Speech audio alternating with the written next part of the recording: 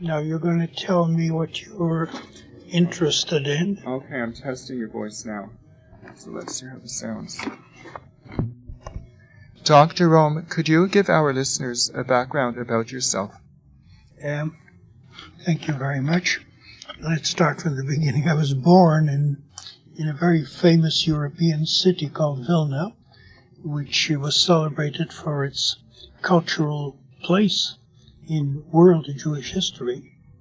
So that I sort of born lucky and involved. And I've been in Canada for some 70 years.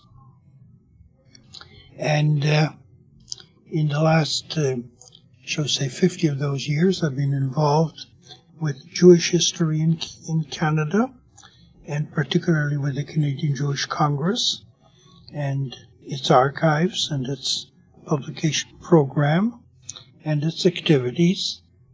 So that is, shall we say, where it all stems from. Where did your interest come from? Was your family very involved in Jewish issues? Yes. All right. Born in Vilna, you almost couldn't avoid being deeply involved. The Rome family was involved in the, shall we say, most central cultural activity of European Jewry. They were the great publishers of Yiddish and Hebrew books for over a century. So everything sort of came more or less naturally. And when I came to Montreal, it was in the late 30s, to study at McGill here, I got involved with the Jewish history of the community and with the reorganized Canadian Jewish Congress. I was married out of the home of H.M. Kaiserman, the founder of the Congress. Everything just fitted in, not easily, but shall we say, not unnaturally. So, being involved from the beginning, I should say, from the day I first came to Montreal, being involved both in Jewish community and in the French-Canadian condition in Canada, and its very complex and sometimes very painful relations with the Jewish community.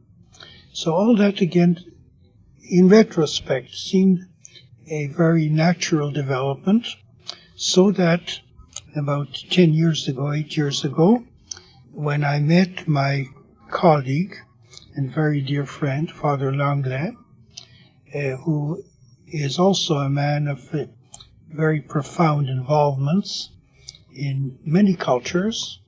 He's the founder of the intercultural institution called Montchanin.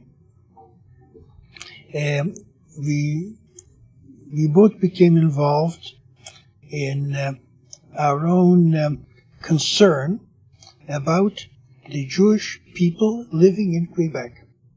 Both the, shall use the word, the internal concern, the internal domestic life and culture of the Jewish people, and how they got along, when they got along, with each other, the Jews and French Canadians. And in the course of natural discussions, which lasted a number of years, which I did not know that Langlais was making notes on, we suddenly found, about 6 years ago or so, that we had a book in our hands in French, authored really by Father Langlais, though I had a part in it. And the book was very, very lucky because it was welcomed particularly by the Catholic Church in Montreal here, or in Canada. The bishops of the church appreciated the book because it fitted in with the tendency, which was very strong in, shall we say, in the last 20, 30 years, where the church was trying very openly to make amends for a bad period of tension between Jews and Catholics. And they found our book, which was written both by a Jewish man, a very deeply involved Jewish man, and by a very important priest of the church. And yet it wasn't done under the sponsorship of the church or anything, just our own exploration of our Canadian and Quebec condition as Jews and as Catholics.